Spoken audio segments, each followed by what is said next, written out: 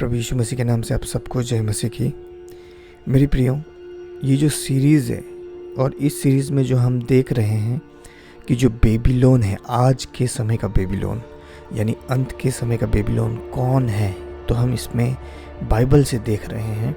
और हमने पिछली वीडियो में देखा था प्रकाशित वाक्य 14:8 वचन। इस वचन में हमने देखा कि ये जो बेबीलोन होगा यानी अंत के समय का बेबीलोन होगा, ये एक मसीही चर्च होगा। यानी देखने में लगेगा कि ये मसीही चर्च है।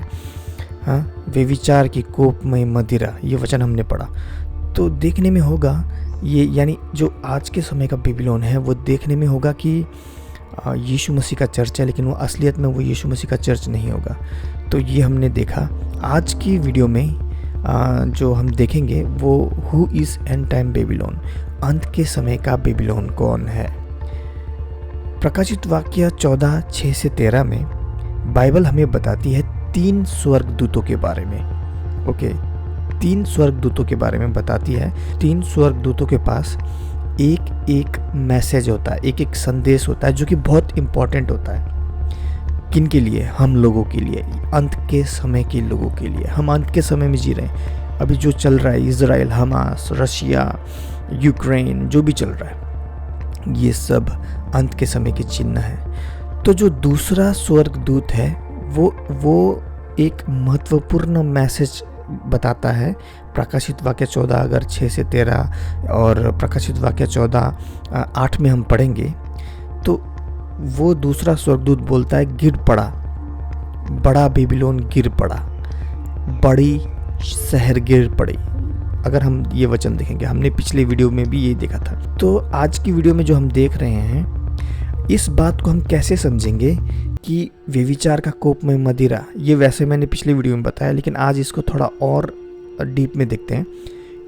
In order to understand this message, it is essential that we identify end time Babylon. इस वचन को समझने के लिए, प्रकाशित वाक्य 14:8 को समझने के लिए हमें बहुत ही ज़रूरी है ये समझना कि अंत के समय का बेबीलोन कौन है। अगर हम ये समझ जाएंगे कि आज के समय का यानी अंत के समय का बेबीलोन कौन है, ये हम समझ जाएंगे कि ये बाइबल किस विषय में बोल रहा है। Numerous verses in the books of Revelation warn against Babylon and admonish God's people to come out of Babylon. Bible के कई ऐसे वचन हैं जो ये कहते हैं, हम विश्वासी से कहते हैं, बातें करते हैं कि मेरे लोगों, तुम आज के समय के बेबीलोन से निकल जाओ, छोड़ दो वो चर्च। वो वचन अभी मैं आगे पढ़ूंगा। Okay, how can those wishing to align themselves with God come out of Babylon if they don't know what it is? Yes, यहाँ पर क्या बोल रहा है? अगर कोई व्यक्ति ये जानता ही नहीं है कि बेबीलोन, आज के समय का बेबीलोन यानी अंत के समय का बेबीलोन कौन है या फिर कौन सा चर्च है, अगर वो जान ही नहीं पाएगा कोई व्यक्ति, तो वो कैसे बेबीलोन से बाहर निकलेगा, उस चर्च से बाहर निकलेगा, उस बेबीलोन से बाहर निकलेगा कैसे? तो ये जानना बहुत ज़रूरी है कि अंत के समय का बेबीलोन कौन है, आज के समय का बेबीलोन कौन है। The message in revelation 14:8 is repeated more forcefully in revelation 18:2। जो पिछली वीडियो में हमने इस वचन का विश्लेषण किया था, प्रकाशित वाक्य 14:8, यही सेम वचन फिर से दोहराया गया है प्रकाशित वाक्य 18:2 में, आज के बेबीलोन को लेके। And reveals the spiritual decay of this system, ये बताता है यानी उजागर करता है जो बेबीलोन है उसका आत्मिकता जो है वो सड़ चुका है। चलिए मैं फटाफट ये वचन देखते हैं, अभी ध्यान दीजिए। उसने ऊंचे शब्द से पुकार कर कहा, यानी दूसरे स्वर्गदूत ने ऊंचे, यानी 3 स्वर्गदूत होते हैं जो एक संदेश लेके आते हैं, एक संदेश सबके पास में। लेकिन ये जो दूसरा स्वर्गदूत है उसके उस बारे में बात हो रहा है। गिर गया, बड़ा बाबुल गिर गया, और दुष्ट आत्माओं का निवास, और हर एक अशुद्ध आत्मा का अड्डा, और एक अशुद्ध और घृणित पक्षी का अड्डा हो गया। अभी यहाँ पर अगर हम जानना चाहेंगे कि ये जो बेबीलोन है वो कहाँ से होगा, क्या जो आज का बेबीलोन है, अंत के समय का बेबीलोन है, क्या अंत के समय का बेबीलोन हिंदू में से होगा, हिंदू धर्म से आएगा, या मुस्लिम में से आएगा, या बुद्धिस्ट में से आएगा, या सिख में से आएगा? नहीं, जो आज के समय का बेबीलोन है वो मसीह लोगों में से ही आएगा। मैंने पिछले वीडियो में भी बताया था आपको, जो व्यभिचार की कोप में मदिरा, उस वचन को समझाया था। अभी देखिए यहाँ पर गौर कीजिए, यहाँ पर क्या लिखा है, अशुद्ध और घृणित पक्षी का अड्डा हो गया।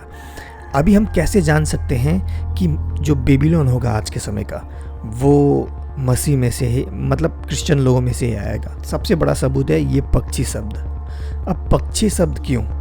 देखिए, जब यीशु मसीह ने बपतिस्मा लिया था तब याद कीजिए कि जो पवित्र आत्मा है वो यीशु के ऊपर किस रूप में आया था? डव के रूप में आया था, यानी कबूतर के रूप में उतरा था ना, याद कीजिए, एक पक्षी के रूप में। तो यहाँ पर जो पक्षी बेबीलोन के लिए इस्तेमाल किया जा रहा है, और ये सिंपल पक्षी इस्तेमाल नहीं किया जा रहा है, अशुद्ध और घृणित पक्षी का अड्डा बोल रहा है। यानी अशुद्ध और घृणित पक्षी, यानी देखने में तो हमें लगेगा कि ये यीशु मसीह का चर्च है। जो आज के समय का बेबीलोन है, देखने में हमें लगेगा कि ये पवित्र आत्मा से चलाया जा रहा है। पवित्र आत्मा, याद कीजिए, पक्षी के रूप में उतरा था यीशु मसीह के ऊपर, एक बर्ड के, एक डव के रूप में, कबूतर के रूप में। तो देखने में ऐसा लगेगा कि आज के समय का जो बेबीलोन है उसे पवित्र आत्मा चला रहा है, लेकिन असलियत में वह अशुद्ध और घृणित पक्षी का अड्डा हो गया है। आप समझ पा रहे हैं? यानी वो चर्च जो है होगा वो मसीह चर्च ही होगा, मसीह लोगों में से ही बेबीलोन होगा। और वो कौन है, आप इस वीडियो का टाइटल देख के आप समझ पा रहे हैं। अभी देखिए, और ये केवल पक्षी ही नहीं है, अभी यहाँ पर गौर कीजिए, और दुष्ट आत्माओं का निवास। रोमन कैथोलिक चर्च जो है वो उसकी शुरुआत कैसे हुई है, इस वीडियो का मैंने जो पहला पार्ट बनाया है, जिसमें मैंने रोमन कैथोलिक चर्च या शैतान का चर्च बोल के, उसमें मैंने बहुत सारे ऐसे सबूत दिखाए हैं। अगर आपको विश्वास नहीं तो आप वो वीडियो देखिए, और आपको वो वीडियो में भी विश्वास नहीं तो इंटरनेट में सर्च कीजिए Roman Catholic paganism. Roman Catholic देखने में लगता है यीशु मसीह की सेवा करते हैं, लेकिन असलियत में दुष्ट आत्माओं की सेवा करते हैं। देखने में लगता है कि रोमन कैथोलिक कबूतर यानी रोमन कैथोलिक डव यानी रोमन कैथोलिक पवित्र आत्मा जो कबूतर है, एक पक्षी के रूप में दिखाया गया है बाइबल में। पवित्र आत्मा को एक पवित्र आत्मा का सेवा करता है, पवित्र आत्मा के द्वारा चलाया जाता है, लेकिन वह असलियत में अशुद्ध और घृणित पक्षी का अड्डा हो गया है। बाइबल बता रहा है, मैं नहीं बता रहा। और दुष्ट आत्माओं का निवास है। बाहर से देखने में लगता है कि यीशु मसीह की सेवा कर रहे हैं, लेकिन वो लोग मूर्ति पूजा कर रहे हैं। बाइबल में साफ साफ मना किया गया है मूर्ति पूजा नहीं करना है। अब रोमन कैथोलिक भाई बोलते हैं हम मूर्ति पूजा थोड़ी ना करते हैं, हम तो केवल उस मूर्ति को देख के यीशु मसीह को याद करते हैं। लेकिन बाइबल में बोला है मूर्ति के सामने झुकना ही नहीं है, हाथ जोड़ के भी खड़ा नहीं रहना है। ओके, तो दुष्ट आत्माओं का निवास है, और हर एक अशुद्ध आत्मा का अड्डा है। अशुद्ध आत्मा का अड्डा है रोमन कैथोलिक चर्च। ये बात से हमें पता चलता है कि रोमन कैथोलिक चर्च है, उसकी आत्मिकता जो है वो सड़ चुकी है। Spiritual decay. प्रकाशित वाक्य 18:4 और भी शक्तिशाली चीज से, यानी शक्तिशाली रूप से हमें संकेत देता है। देखिए, प्रकाशित वाक्य 18:4 और भी शक्तिशाली रूप से हमें संकेत देता है। फिर मैंने स्वर्ग से किसी और का शब्द सुना कि हे मेरे लोगों, उस में से निकल आओ। किस में से निकल आओ? आज के समय के बेबीलोन से, यानी रोमन कैथोलिक चर्च, जो देखने में लगता है, रोमन कैथोलिक चर्च पूरे संसार में फैला है। देखने में लगता है कि यीशु मसीह का चर्च है, लेकिन नहीं, वो यीशु मसीह का चर्च नहीं है। यहाँ पर परमेश्वर खुद कह रहे हैं, हे मेरे लोगों, उसमें से निकल आओ कि तुम उसके पापों में भागी ना हो, कि तुम उसके पापों में पार्टनरशिप में ना हो, और उसकी विपत्तियों में से कोई तुम पर ना आ पड़े। अभी रोमन कैथोलिक चर्च में बहुत बड़ा विपत्ति आने वाला है, ये चर्च गिरने वाला है, और जो उसके अंदर हैं लोग अभी भी रोमन कैथोलिक में, उन पे भी ये विपत्ति आने वाली है। मैं जानता हूँ बहुत से मसीह जो रोमन कैथोलिक भाई हैं वो भी ये वीडियो देखते हैं, और आप डायरेक्ट कमेंट मत कीजिए कि हम ऐसा नहीं करते वैसा नहीं करते। देखो अपना दिमाग देखो, मेरी कोई जाति दुश्मनी नहीं है, पर्सनल हेट्रेड नहीं है, या तो पर्सनल कोई भी मैं नफ़रत नहीं करता, यानी पर्सनल रूप से व्यक्तिगत कोई दुश्मनी नहीं है मेरा रोमन कैथोलिक चर्च से। जो सही शिक्षा है वो मैं सिखाऊंगा बाइबल से।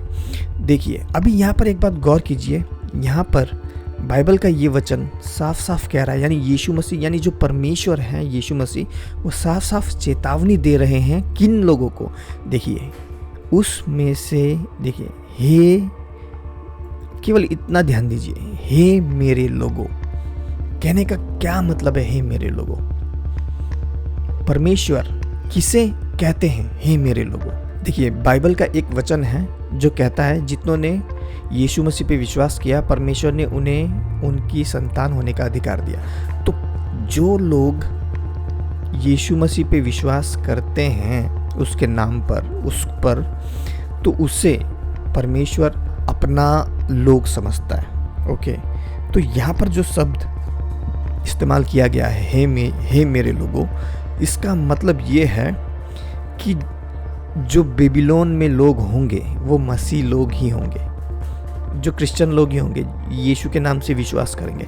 देखिए रोमन कैथोलिक चर्च में जो भाई लोग बहन लोग विश्वास करते हैं, हाँ वो यीशु मसीह पर विश्वास करते हैं, यीशु मसीह के नाम पर विश्वास करते हैं। देखिए मेरे रोमन कैथोलिक भाई और बहन, यीशु मसीह को केवल मुंह से मैं यीशु को मानता हूँ, मैं विश्वास करता हूँ बोलना काफ़ी नहीं है। अगर हम ऐसा करेंगे तो ऐसा तो हमारे मुस्लिम भाई लोग भी बोलते हैं, ये जो जाकिर नाइक ये भी बोलता है, हाँ हम भी प्रॉफिट मानते हैं, हम भी विश्वास करते हैं यीशु को, तो ऐसा तो ये लोग भी बोलते हैं ना। लेकिन केवल मुंह से यीशु को मानना, हाँ हम यीशु को मानते हैं, ऐसा सोचना काफ़ी नहीं है। जब हम कहते हैं कि हम यीशु पे विश्वास करते हैं, इसका मतलब ये होता है कि हमें यीशु को फॉलो करना है। यीशु मसीह क्या कहते हैं? यीशु मसीह ने अपने चेलों से क्या कहा? मेरे पीछे हो ले, मेरे पीछे हो ले। इसका क्या मतलब है? इसका मतलब है कि जैसा यीशु मसीह करता है हमें भी वैसे उसको फॉलो करना है, उसके पीछे हो लेना है, केवल मुंह से नहीं, अपने कामों से, अपने चाल चलन में, अपने जीवन में उसके पीछे हो लेना है। तो यहाँ पर रोमन कैथोलिक भाई बहनों को लगता है कि वो यीशु को विश्वास करते हैं, लेकिन असलियत में केवल मुंह से विश्वास करना काफ़ी नहीं। अगर मुंह से विश्वास करना काफ़ी होता तो मेरे बहुत से दोस्त जो अलग धर्म के, वो भी कहते हैं हाँ यीशु एक अच्छा बंदा है, अच्छा भगवान है, लेकिन सारे भगवान सब हैं, सब भगवान एक जैसे हैं, सारे के भगवान सही हैं, हिंदू के भगवान भी सही हैं, मुस्लिम के भगवान भी सही हैं, लेकिन इतना काफ़ी नहीं है, इतना काफ़ी नहीं है। यीशु को केवल मुँह से काफ़ी विश्वास करना काफ़ी नहीं है, उसके पीछे हो लेना है, उसके पीछे चलना है, उसके चाल चलन में। तो कैसे आप चलोगे यीशु के पीछे चाल चलन में? बाइबल को फॉलो करोगे। तो अगर आप बाइबल को फॉलो नहीं करोगे तो आप भाई यीशु को विश्वास नहीं कर रहे। तो अगर बाइबल कहता है मूर्ति पूजा मत करो, मूर्ति के सामने मत झुको, तो अगर आप कैंडल जलाते हो मूर्ति के आगे और मूर्ति के आगे खड़े होकर दुआ करते हो तो ये मूर्ति पूजा ही कहलाती है। ये जो चीज़ है इसे मैं भी बहुत लेट समझा हूँ, मैं भी ये गलती किया करता था। मैं यीशु मसीह को केवल मुंह से मानता था, लेकिन अपने चाल चलन में यीशु मसीह नहीं था। लेकिन प्रभु ने मुझे सिखाया कि मुझे केवल मुंह से नहीं बल्कि अपने चाल चलन में यीशु को फॉलो करना है, चाल चलन में, मुंह से नहीं। और आप भी ये गलती ना करें रोमन कैथोलिक भाई बहन। लेकिन आप ये मत समझिएगा कि आप लोगों के ऊपर विपत्ति नहीं आने वाली क्योंकि आप यीशु पे विश्वास कर रहे हैं। उनका जो सिस्टम है वो गलत है।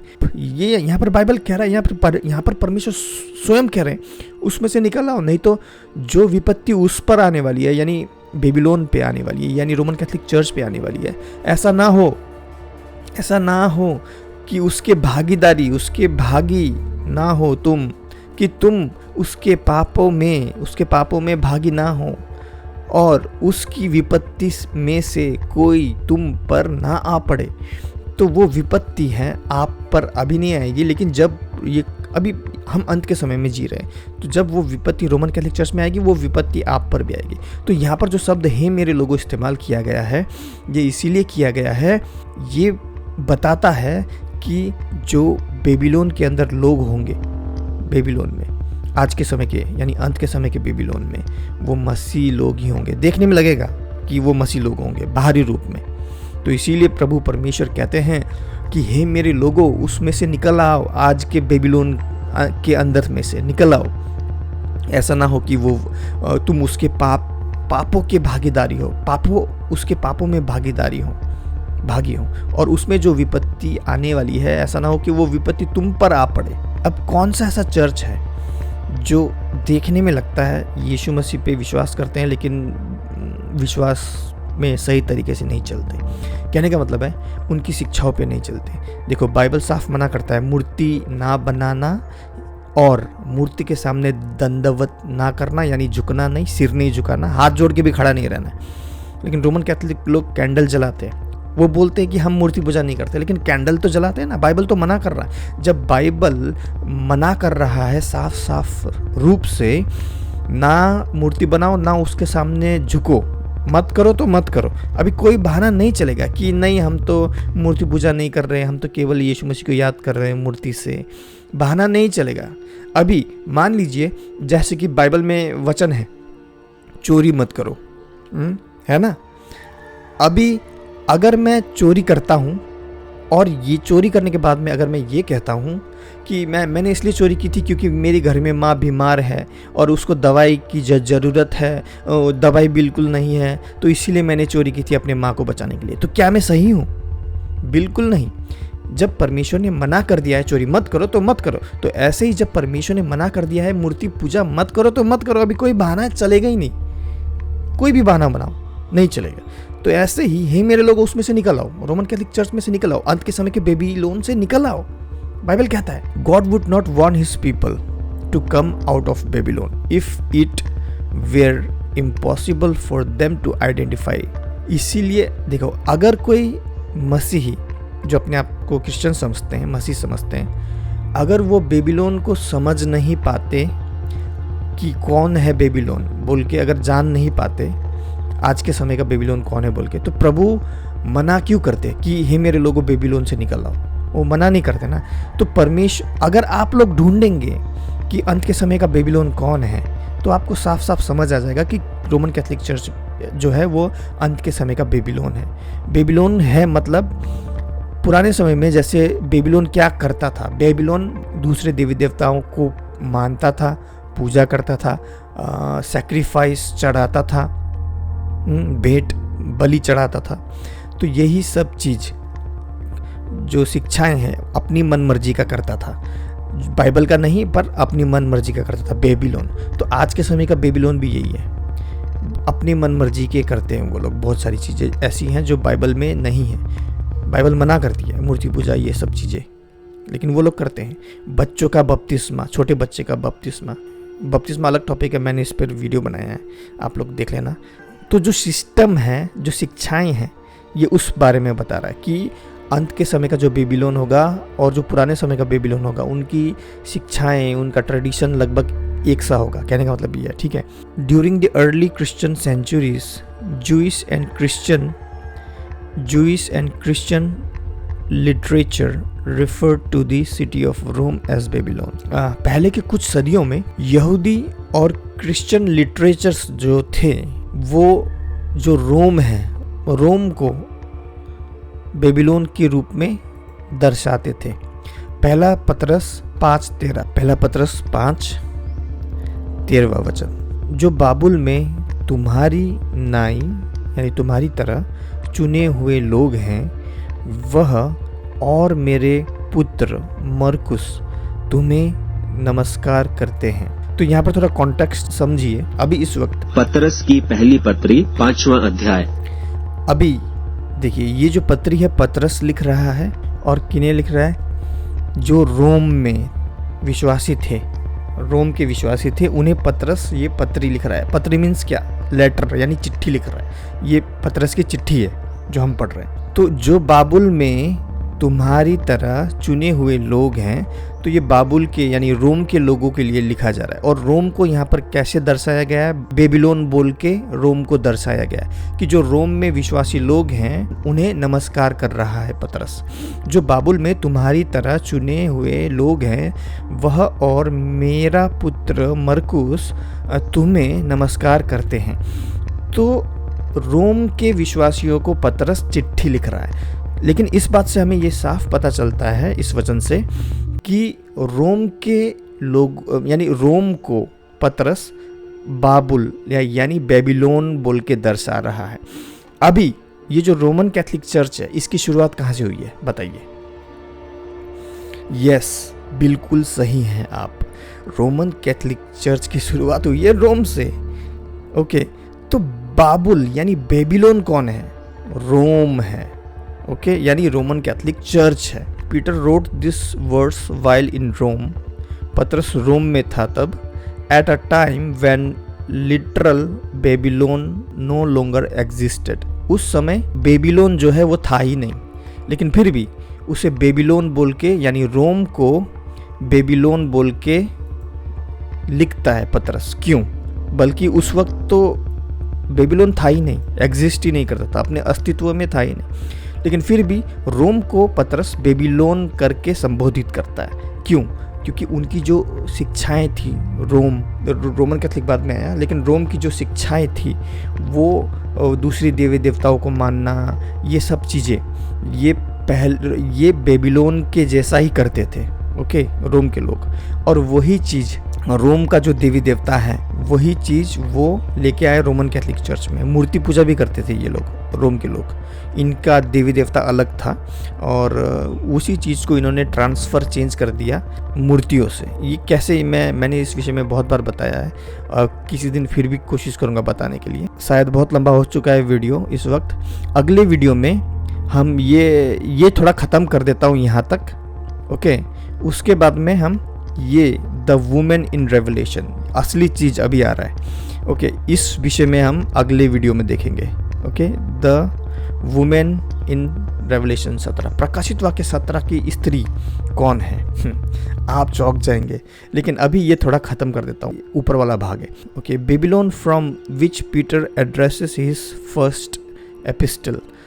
तो यहाँ पर पतरस बेबीलोन यानी रोम से अपना पहला एपिस्टल मतलब होता है पत्र भेजता है। ओके, पहला पत्र is understood by learned annotators Protestant and Catholic. Roman Catholic brother और सिस्टर, हम सब जो रोमन कैथोलिक चर्च को छोड़ के सारे प्रोटेस्टेंट हैं ऐसा बोलते हैं, ऐसा नहीं है। ये इसके ऊपर मैंने एक पूरा 40 मिनट का वीडियो बनाया है, क्या सारे प्रोटेस्टेंट लोग हैं या नहीं हैं चर्च, और ये मैंने अच्छे से बताया। वो वीडियो आप देखिए। अगर आपको वो वीडियो नहीं मिल रहा है तो मुझे प्रोटेस्टेंट वाला, क्या हम सारे प्रोटेस्टेंट हैं, ये इस विषय में मुझे कमेंट कीजिए, मैं आपको बता दूंगा कमेंट में। ओके, अगर आप जानना चाहते हैं। हम सारे के सारे प्रोटेस्टेंट नहीं हैं। तो यहाँ पर जो शब्द बेबीलोन इस्तेमाल किया जा रहा है, बहुत से कैथोलिक भी और बहुत से प्रोटेस्टेंट भी ये चीज़ मानते हैं। जो ज्ञानी लोग हैं, थोड़े ज्ञान वाले लोग हैं, आउटर नॉलेज वाले, वो ये मानते हैं कि जो रोम है उसको बेबीलोन के रूप में बताया गया है, सिंबलाइज किया गया है। The word Babylon being symbolic, ये देखिए, इस सिंबॉलिक मतलब एक चिन्ह के रूप में इस्तेमाल किया गया है। बेबीलोन शब्द रोम के लिए, बेबीलोन शब्द एक चिन्ह के रूप में इस्तेमाल किया गया। एक वचन भी देखा कि पतरस भी बोलता है बेबीलोन से नमस्कार बोल के। एक्चुअली बेबीलोन था ही नहीं उस वक्त में। बेबीलोन एक शहर है बहुत बड़ा, लेकिन उस समय में जब पतरस लिखता है तब बेबीलोन अपने अस्तित्व में था ही नहीं, तबाह हो चुका था, गायब हो चुका था। ये बात से हमें ये पता चलता है कि पतरस यहाँ पर रोम को एक चिन्ह के रूप में बेबीलोन बोल रहा है। क्यों? क्योंकि रोम के लोग वो भी बेबीलोन का जैसा ही मूर्ति पूजा किया करते थे। ओके, आगे जाके वही चीज़ वो रोमन कैथोलिक चर्च में भी लेके आया। खैर, symbolic of a corruption then prevailing in the city of the Caesars. तो जो सीजर था राजा, वो सीजर के वक्त में तो ये ऐसा करते थे, उसे सिंबल के रूप में पतरस बोल रहा है। जो कि ये संकेत देता है करप्शन, यानी ये बताता है कि सीजर के जो शहर है उसमें कैसा सब करप्शन है। ये करप्शन मतलब कोई भी चीज़ सही तरीके से नहीं है, घूस लेना, घूस देना, ये करना, वो करना, एक मतलब होता है ना गलत चीज़ें हैं चारों तरफ। तो इसीलिए रोम को पतरस बेबीलोन बोल रहा है, क्योंकि बेबीलोन ऐसा ही था। मूर्ति पूजा करना, ये करना, व्यभिचार करना, ये सब बाप रे, लड़का लड़की ये सब किया करते थे ये लोग। हाँ, और मूर्ति पूजा ये वो सब बहुत गंदगी था यहाँ पर। तो ऐसा ही गंदगी पतरस इसीलिए रोम को बेबीलोन बोल रहा है चिन्ह के रूप में, क्योंकि उस समय में रोम में भी ये सब गंदगी था, सीजर के राज में, सीजर का जब राज था। खैर, वीडियो अभी काफ़ी लंबा हो चुका है। तो यहाँ पर इससे क्या पता चलता है? इससे ये पता चलता है साफ साफ कि ये बेबीलोन, आज के अंत के समय का बेबीलोन कौन है? रोम है। अगर आपको विश्वास नहीं तो पतरस यहाँ पर जो वचन बोल रहा है, पहला पतरस 5:13 में, यहाँ पर साफ साफ हम देख सकते हैं पतरस बाबुल बोल के दर्शा रहा है रोम को।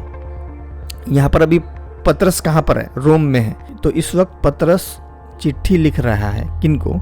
बाबुल के लोगों को। बाबुल तो था ही नहीं उस वक्त, तो फिर रोम को पतरस बाबुल यानी बेबीलोन क्यों बोल रहा है? इसीलिए बोल रहा है क्योंकि जो शिक्षाएं थी रोम की उस वक्त, मूर्ति पूजा ये सब, वो बिल्कुल बेबीलोन का जैसा ही था। ओके, बिल्कुल बेबीलोन के समय का जो लोग थे वैसा ही था। ओके, करप्ट था, मूर्ति पूजा ये सब, ये विचार भी बहुत था रोम में, लड़का लड़की ये सिस्टम रोम में भी था। ओके, वेल वो सब तो आज भी है, लेकिन उस वक्त बहुत ज़्यादा था। तो इसीलिए पतरस रोम को बाबुल यानी बेबीलोन बोल के सिंबलाइज कर रहा है। ओके, एक चिन्ह के रूप में। उस वक्त रोमन कैथोलिक चर्च नहीं था, लेकिन जो सिस्टम है यानी शिक्षाएं हैं रोम की, वो वैसा ही था, बेबीलोन के जैसा। परमेश्वर क्यों कहते हैं हे मेरे लोगों उस में से निकल आओ? इसीलिए कहते हैं क्योंकि वही जो सिस्टम है जो बेबीलोन में था, मूर्ति पूजा ये सब, हाँ, व्यभिचार ये सब था, और वही सिस्टम बेबीलोन में जो था वही सिस्टम रोम में था, और वही सिस्टम आगे जाके रोमन कैथोलिक चर्च में भी आया। मैं ऐसा बोलना तो नहीं चाहता, लेकिन क्या आप जानते हैं रोमन कैथोलिक जो पादरी होते हैं जो बिना शादी किए ऐसे ही रहते हैं, और जो सिस्टर्स होते हैं जो बिना शादी किए ऐसे ही रहते हैं। ऐसा बहुत से कितने केस हैं जहाँ पर रोमन कैथोलिक फादर्स लड़कियों को अंदर ही अंदर बहुत गलत काम करते हैं। ऐसा है, सबूत है, न्यूज़ देखिए आपको पता चल जाएगा। ऐसे कितने स्त्री हैं जो सिस्टर नन बन जाती है और बाद में अंदर ही अंदर उनका बहुत गलत काम होता है। बाइबल नहीं कहता है कि तुम शादी मत करो। ओके, बाइबल कहता है कि अगर तुम अपने शरीर का इच्छाएं कंट्रोल नहीं कर सकते तो शादी करो। अगर इंसान का अकेले रहना अच्छा होता, आदम के लिए हवा क्यों बनाता? बाइबल में परमेश्वर खुद कहते हैं कि आदमी का अकेले रहना अच्छा नहीं, इसीलिए आदम के लिए हवा बनाता है ना, क्योंकि प्रभु जानता है ये अपनी इच्छाएं, अपनी शारीरिक जो इच्छाएं हैं वो उसे कंट्रोल नहीं कर पाएगा, तो इसीलिए उसके लिए प्रभु ने हवा बनाया, आदम के लिए हवा बनाया। तो अभी ये बस छोटा एक हिस्सा है जो ये लोग शादी नहीं करते, जो प्रभु का बाइबल से टोटली विरुद्ध है। ओके, ऐसी बहुत सारी चीज़ें हैं जो रोमन कैथोलिक चर्च जो है, जो कि बेबीलोन है आज के समय का। हमने देखा पतरस खुद बेबीलोन बोल के दर्शा रहा है, रोम के लोगों को चिट्ठी लिख रहा है। रोम, अभी हम समझ गए, रोम जो आगे जाके रोमन कैथोलिक चर्च, यही शिक्षा रोमन कैथोलिक चर्च में भी आई। ये करप्शन जो है रोमन कैथोलिक चर्च में भी आई, वो हम देखते जाएंगे। लेकिन अगले वीडियो में हम दी वुमेन ऑफ रेवलेशन 17 देखेंगे, व्यभिचारी स्त्री कौन है। ओके, खैर आज के लिए इतना ही, मिलते हैं अगले वीडियो में। प्रभु यीशु मसीह आप सबको आशीष दे, तब तक के लिए जय मसीह की।